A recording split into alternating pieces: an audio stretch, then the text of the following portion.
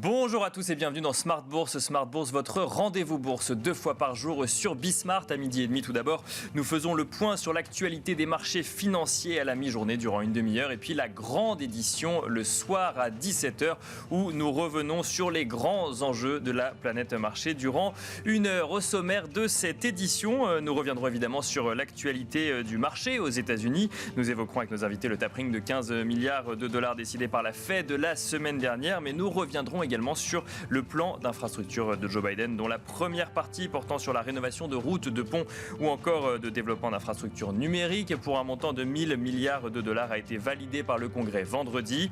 C'était l'étape la plus facile en un sens de ce plan puisque c'est le deuxième volet du plan d'infrastructure qui donne du fil à retordre à Joe Biden au sein même de sa majorité, notamment sur le volet social. Celui-ci n'a finalement pas été soumis au vote vendredi, l'aile centriste des démocrates ayant demandé un chiffrage plus précis des dépenses du plan. Et nous reviendrons également sur les chiffres de l'emploi aux États-Unis, des chiffres qui témoignent d'une dynamique qui s'accélère au niveau des créations d'emplois avec même un léger recul du taux de chômage. Mais l'inflation salariale reste à surveiller de près, de même que le niveau de retour à l'emploi reste très en dessous de son niveau de février 2020 aux États-Unis. Nous ferons le point avec Thomas Kosterg, économiste senior US chez Pictet Wealth Management. Mais nous commencerons cette émission comme d'habitude par le plan de trading de la semaine avec Romain Daubry, membre de la cellule Info d'experts chez Bourse Direct. Ce sera notamment l'occasion de revenir sur les records récents sur les indices européens mais aussi américains. Smart Bourse, c'est parti.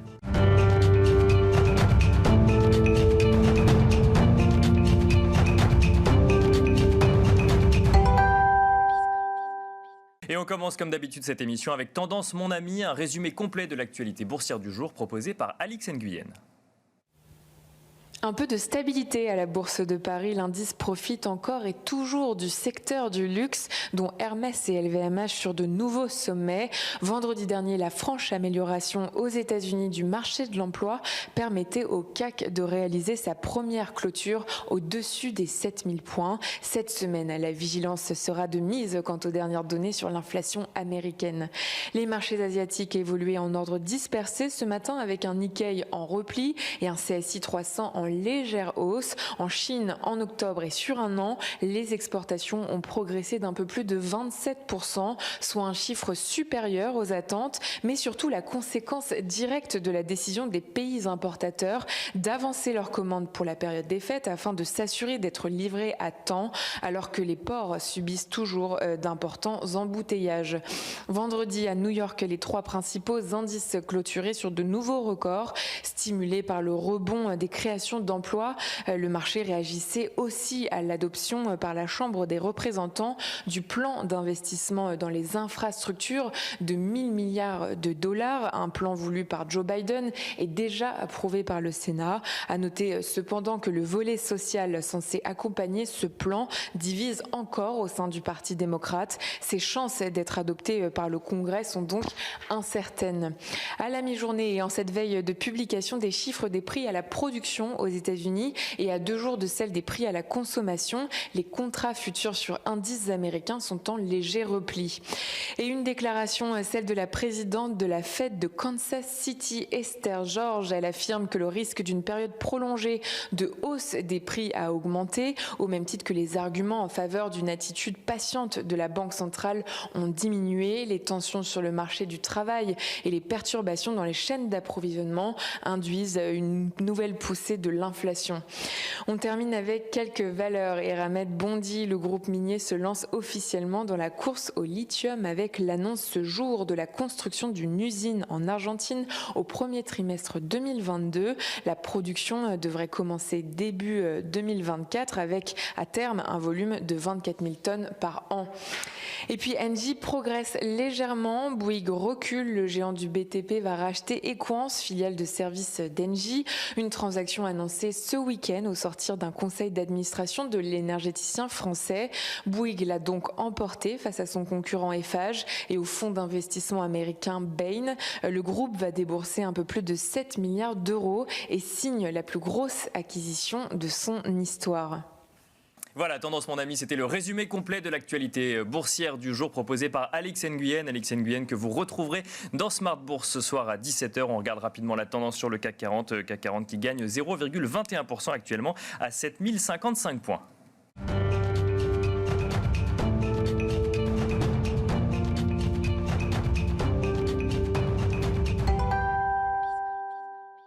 Et on commence comme d'habitude la semaine dans Smart Bourse avec le plan de trading en compagnie de Romain Dobry, membre de la cellule Info d'Experts chez Bourse Direct. Bonjour Romain Dobry. Bonjour Nicolas. Bienvenue sur ce plateau. Alors on va pouvoir débuter cette semaine en regardant les niveaux records sur les marchés en ce moment. En témoigne notre indice parisien, le CAC 40 qui a dépassé les 7000 points. Les indices US ne sont pas en reste non plus. Ils ont été portés par les chiffres de l'emploi aux États-Unis vendredi. Peut-être avant de rentrer dans le détail des indices, un mot rapide de la situation. On a un risque pandémique qui est toujours présent au niveau mondial. On a l'inflation qui reste un sujet majeur, mais on a des marchés qui affichent un optimisme à toute épreuve finalement, Romain. Oui, tout à fait. Et des risques, on pourrait en ajouter d'autres, effectivement. Est-ce que la demande va continuer à persister à ce niveau-là et j'en passe. Et de niveau de complaisance aussi dans les portefeuilles qui diminue un petit peu sur l'indice parisien, mais qui est toujours assez important. Des niveaux de volatilité qui sont bas, avec à noter déjà techniquement une petite divergence haussière sur l'indice VIX qu'il va falloir gommer rapidement, parce que le VIX, l'indice de la volatilité sur le S&P, ce qu'on appelle l'indice de la peur, touche des niveaux de support, a rebondi sur des niveaux de support autour de 14 et indique des petites divergences haussières. Donc il y a un petit risque à surveiller de ce côté-là. Mais effectivement, force est de constater que le dépassement des plus ou moins 6800 points sur l'indice CAC 40, on le regardera en détail, a débloqué un potentiel haussier qui est déjà en partie consommé. On va le voir aussi plus en détail, mais dont on approche de cibles techniques, mais avec un potentiel haussier qui ne se dément pas. Il y a eu un peu d'intérêt ouvert. Du côté des marchés dérivés, un phénomène intéressant, c'est que la position ouverte sur le futur CAC 40 sur le mois de novembre n'évolue pas beaucoup. Elle évolue au rythme de la spéculation de plus ou moins 1000 ou 2000 contrats depuis qu'on a franchi ces 6800 points.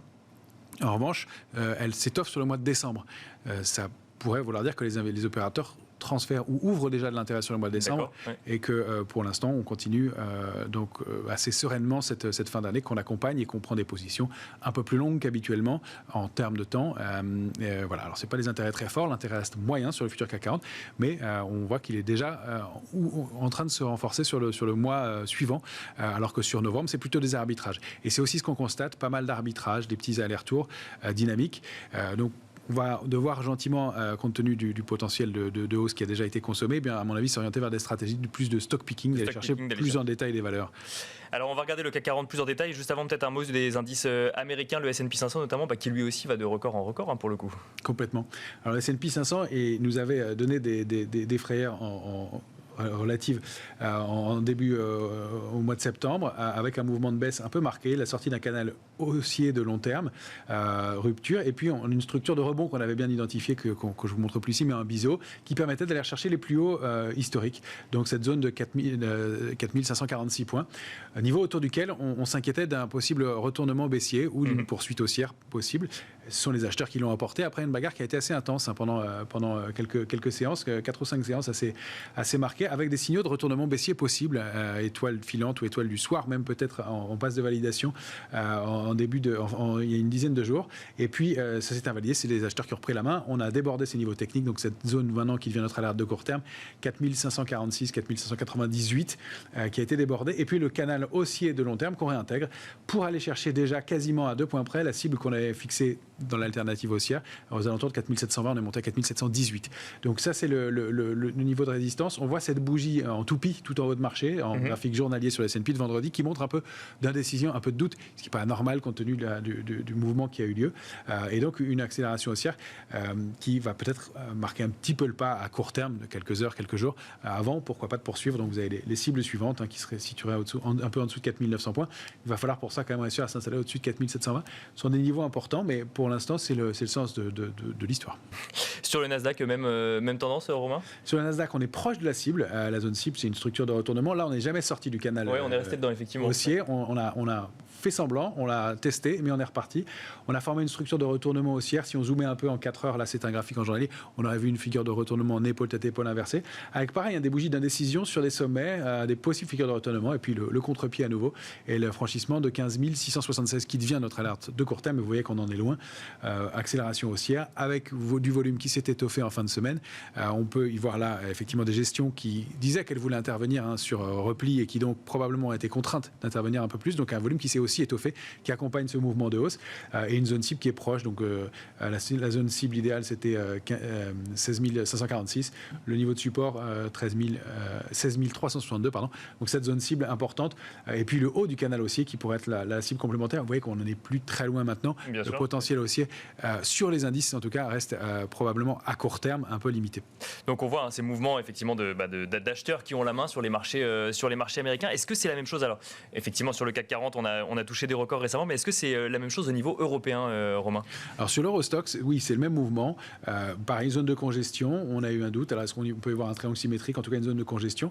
Le débordement de 4180 points a permis de développer du potentiel haussier sur un indice Eurostoxx qui s'approche, lui, alors c'est intéressant, de la borne haute de son canal haussier de long terme. Que vous voyez en violet, vous voyez les deux bornes. On voit quand même que la tendance est beaucoup plus plate que ce qu'on pouvait voir sur les indices américains. Et effectivement, les indices américains, ces niveaux-là, ils les ont largement débordés. Nous, sur l'indice parisien, on l'a fait aussi. L'Eurostoxx, c'est plus calme, mais en tout cas, le potentiel haussier s'est réactivé. Donc on a des niveaux intermédiaires 4308. La cible idéale, c'est 4403. Et puis les cibles complémentaires, c'est 4448 et 4538. On a plusieurs niveaux de cibles compte tenu de la congestion qu'on a connue précédemment. Ce sont des répliques de ce mouvement de congestion qui permettent de donner les cibles et qui permettent de viser effectivement probablement dans les jours ou semaines qui viennent le haut du canal haussier, puisque l'alerte s'éloigne un peu, même si on garde toujours cette petite complaisance. On remonte nos seuils d'alerte, l'alerte de court terme et puis de moyen terme, vous les avez à l'écran, 4034. Un mot du DAX 30, Romain, alors qui lui a touché évidemment des records il y a un petit bout de temps, qui reste sur ces niveaux records. Est-ce que pour autant il y a un potentiel de hausse sur le DAX 30 graphiquement? Alors graphiquement aussi, oui, on est toujours en train d'osciller. On a réussi à s'éloigner un peu de la borne haute du canal haussier de long terme, de la même façon que sur l'Eurostoxx. Vous voyez que lui, il arrivait dessus. Le DAX, lui, il est collé autour de ce niveau de la borne haute de ce canal depuis le mois d'avril dernier. Il sous-performe complètement. Alors là, il a réussi effectivement à s'en dégager un peu avec un peu de puissance, un peu de volume. Reste qu'il y a toujours cette structure, et c'est pour ça que c'est le petit bémol de l'analyse graphique de la semaine, et du contexte actuel, au sein d'une structure en triangle inversé. Une structure en triangle inversé, c'est toujours un signe d'indécision, de désorientation du marché, et il y a un risque correctif qui est important et qu'il va falloir déborder 16 040, qu'on n'arrive pas à déborder ce matin rapidement, qui sont les tops de précédents. Vous voyez que l'indice DAX sous-performe, il n'arrive pas à déborder ces tops, et il va falloir aller s'installer au-dessus, franchement, en clôture, avec des volumes pour pouvoir considérer qu'on invalide cette structure de triangle inversé. En revanche, on va remonter nos niveaux d'alerte, et la zone qui est située entre la borne haute du canal haussier en violet et 15 810 points est un niveau d'alerte important qu'il ne faudrait pas enfoncer au risque de valider cette structure de triangle inversé et donc d'inverser la tendance. Et d'inverser la tendance et déclencher un mouvement de baisse. Alors, on ne donne pas de cible baissière dans ces mouvements-là, c'est un signe de désorientation. On va surveiller les supports, mais c'est toujours en haut de marché des structures qu'on n'aime pas beaucoup et qu'on surveille quand même. Bon, on sent quand même qu'il y a eu en fait un mouvement haussier, que ce soit aux États-Unis ou en Europe, mais on est dans une phase d'hésitation aujourd'hui. C'est qu'on se demande un peu comment ça va évoluer pour la suite. Et c'est ça, il y a ce contexte qu'on évoquait avec pas mal d'incertitudes. Et puis les entreprises qui délivrent extrêmement bien, des résultats excellents, mais est-ce qu'elles vont pouvoir poursuivre à délivrer de cette façon-là? Et puis est-ce que la demande va rester persistante? Est-ce qu'il n'y a pas quelques éléments qu'on ne sous-estime pas un peu, notamment du côté de la Chine, avec des risques de rupture dans les chaînes de production, avec ces coupures d'électricité, et tous ces éléments qui font que, oui, on le sent et on le traduit graphiquement, ça se traduit graphiquement, effectivement. Et alors, ce fameux CAC 40 qui a dépassé ses records historiques la semaine dernière, là, effectivement, c'est assez clair, en tout cas sur ce graphique du futur CAC 40. Quel potentiel pour la suite, Romain? Alors, vous avez les cibles. La première, elle a été atteinte. En fait, en mi-octobre, l'indice CAC 40 est sorti d'une structure en triangle symétrique. Il a hésité beaucoup entre 6735 et 6820 points. Et c'est le débordement de 6878 qui a été vraiment marquant, mais 6820 points était déjà un signal important, avec l'invalidation d'un biseau baissier, une structure de retournement baissière. Et donc, ces 6819 ont permis de développer ce potentiel haussier. Donc, c'est un mouvement qui s'était mis en place, qui donnait des doutes. la tendance est affirmée. Vous voyez que le potentiel devient limité. La première cible, c'était 6991, on l'a atteinte et débordée. La deuxième, c'était 7095, on n'en est pas très loin. On a une résistance intermédiaire qui bloque pas mal ce matin, avec un petit sommet en pince donc à 7051 qu'il faudra surveiller et déborder pour aller chercher les autres objectifs. Et le gros objectif de cette grande structure de consolidation précédente, c'est 7222 points, qui est l'objectif majeur pour les jours et semaines qui viennent. Tant qu'on est au-dessus donc, de ce niveau d'alerte intraday 6991, pas de problème. Il faudrait quand même préserver 6878, ce serait pas mal, au risque effectivement là d'invalider ce mouvement. On n'en est pas là et l'alerte de moyen terme elle est loin, 6558 points. Pour l'instant la tendance est haussière, mais vous voyez il y a un potentiel un peu limité à court terme. Et c'est là où vous nous dites que justement il faut rentrer dans une stratégie plus de stock picking, d'aller chercher valeur par valeur, puisque l'indice a déjà délivré une bonne partie de son potentiel. Ouais, effectivement, c'est très concentré sur l'indice parisien autour de quelques secteurs. On a le secteur de la technologie et du luxe à Paris. Ce sont les deux secteurs qui surperforment. Pour les autres, ils sont soit en ligne, soit ils sous-performent, mais ça sont vraiment les deux secteurs forts. Maintenant, on va effectivement chercher parmi les valeurs quelques titres sur lesquels on peut rentrer. Alors, on a fait des arbitrages sur des petites valeurs comme Cogra, qui sont vraiment les toutes petites valeurs. Là, on en est sorti ce matin. 2 CRSI la semaine dernière pour les petites entreprises. Et puis, il y a beaucoup de publications cette semaine avec EDF qui va publier. Il y a Alstom, il y a le Crédit Agricole. On va surveiller de ce côté-là. Donc, on va procéder plus effectivement à un stock picking. On est toujours assez sous-investi compte tenu du contexte, pas très sous-investi, mais on cherche des opportunités sur des valeurs. On va s'intéresser au secteur de l'aviation, évidemment, puisque ça réouvre un peu et que des valeurs comme Safran donnent des signaux intéressants. Et alors, pour rester sur le CAC 40, il y a 2 semaines dans Smart Bourse, vous disiez qu'il y avait autant de possibilités finalement, ou presque, qu'on assiste à un retournement ou que le potentiel de hausse continue. Là, on voit que finalement le CAC 40 continue à grimper, qu'il a consommé une partie de son potentiel, comme vous disiez. Est-ce que ça accentue encore le risque de baisse de l'indice ou pas forcément? Non, en dépassant des niveaux techniques et en s'installant au-dessus, franchement, avec une accélération haussière et des volumes qui ont soutenu le mouvement, et notamment jeudi et vendredi avec des volumes en hausse de 15-20% sur les indices majeurs, même sur les indices américains, par rapport au volume des jours précédents. C'est un signal d'un mouvement fort. C'est le signal aussi qu'il y a des gestions qui peut-être étaient un peu en retard, qui voulaient rentrer sur repli, qui ont décidé d'utiliser une partie de leur liquidité, de leurs avoirs, suite aux évolutions de la fin de la semaine dernière, notamment effectivement la réunion de la Banque centrale américaine et puis les chiffres de l'emploi aussi aux États-Unis. Donc tout ça fait que oui, il y a un mouvement qui s'est déclenché, qui s'est décanté. Le risque, il existe toujours. Il y a un peu de complaisance du côté des options. À mon avis, il est peut-être un petit peu décalé dans le temps maintenant et l'impulsion, elle est plutôt haussière. Donc il faut comprendre que toutes ces bonnes nouvelles finalement ont porté l'indice, à voir si ces bonnes nouvelles continueront à porter les marchés quand il s'agira de regarder les publications trimestrielles des entreprises sur le 4e trimestre de l'année, c'est ça? Ou peut-être effectivement de voir un peu plus tard dans le temps si on peut maintenir ces niveaux-là. Merci beaucoup Romain Dobry. Alors je rappelle, dans ce plan de trading, on rappelle également l'agenda de la semaine. On rappelle que cette semaine, les investisseurs vont prendre connaissance de l'inflation aux États-Unis pour le mois d'octobre. On suivra également l'indice ZOO du climat économique en zone euro en Allemagne pour le mois de novembre. On suivra la réunion de l'Eurogroupe. Les ministres des Finances de la zone euro se réunissent pour évoquer les perspectives macroéconomiques de la région et notamment l'inflation. Et puis on notera la production industrielle en septembre pour la zone euro également. Merci Romain Dobry. Je rappelle que vous êtes membre de la cellule Info d'Experts chez Bourse Direct.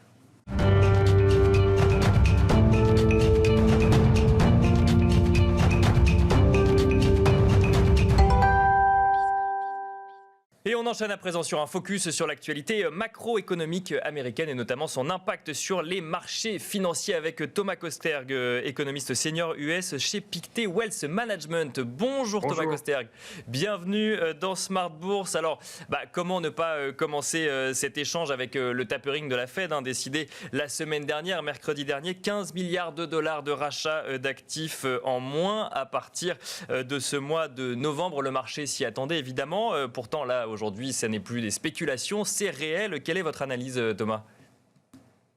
Oui, mon analyse, c'est que la Réserve fédérale reste tout de même patiente, puisque le QE ne devrait s'arrêter finalement qu'au mois de juin l'année prochaine, alors même qu'on a des signes que l'économie va bien et que l'inflation a plutôt tendance à surprendre à la hausse. Donc une relative sérénité de la Réserve fédérale notamment sur le plan monétaire, alors même qu'on a quand même des signes d'un réchauffement de l'inflation et même ce qu'on a vu vendredi, d'un réchauffement très réchauffé des salaires américains. Donc c'est assez étonnant quand même de voir cette dichotomie entre une réserve fédérale qui est très sereine, en particulier pour ses perspectives de montée des taux d'intérêt, et de l'autre côté, une vision économique qui tend plutôt vers quand même des tensions inflationnistes. C'est ça, c'est que d'un côté, la Fed dit qu'il n'y aura pas de hausse de taux pour nous avant fin 2022, voire 2023, et Jérôme Powell qui nous dit les facteurs transitoires de l'inflation restent des facteurs transitoires. Et ce que vous dites, c'est que finalement, il faut quand même faire attention parce que cette inflation, elle est toujours là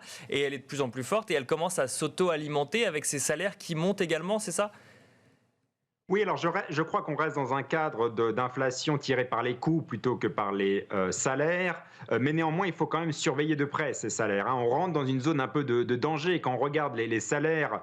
Les salaires augmentent de quasiment 5%. Pour les ouvriers, c'est du 6%. Pour le secteur des loisirs et de l'hôtellerie, on est quasiment à 11% de hausse en glissement annuel. Donc, bref, on a clairement une dépression sur les salaires qui sont là et qui continuent. Donc là, pour l'instant, je ne pense pas qu'on aura une inflation auto-entretenue via les salaires, mais le risque commence à monter de ce type d'inflation.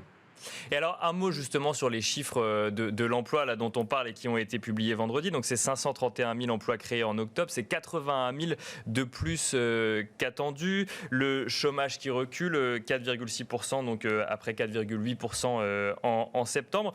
Et pour autant, un taux de participation au marché du travail qui reste stable, qui lui ne bouge pas et qui reste très en dessous des niveaux de février. Donc, en fait, on a l'impression que ça repart, mais qu'on est quand même loin des niveaux d'avant pandémie, ce qui viendrait justifier presque la stratégie de la Fed, Thomas Kosterg.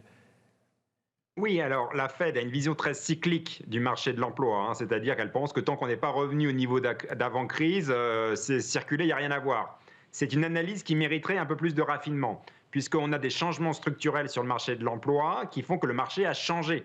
Et en fait, on pourrait être sur un marché de l'emploi qui est déjà très tendu, à mon avis. Deuxième point, c'est que le marché de l'emploi est bouché. Le marché est bouché, c'est-à-dire que vous avez 10 millions de postes ouverts aux États-Unis, mais vous avez un marché où il y avait 500 000 à peu près de création de postes par mois. Donc on est loin du compte. On est loin du compte. Donc il y a un vrai problème d'offre et de demande sur ce marché de l'emploi. Et à mon avis, Jérôme Powell met un peu trop l'accent sur le côté cyclique de ce marché de l'emploi.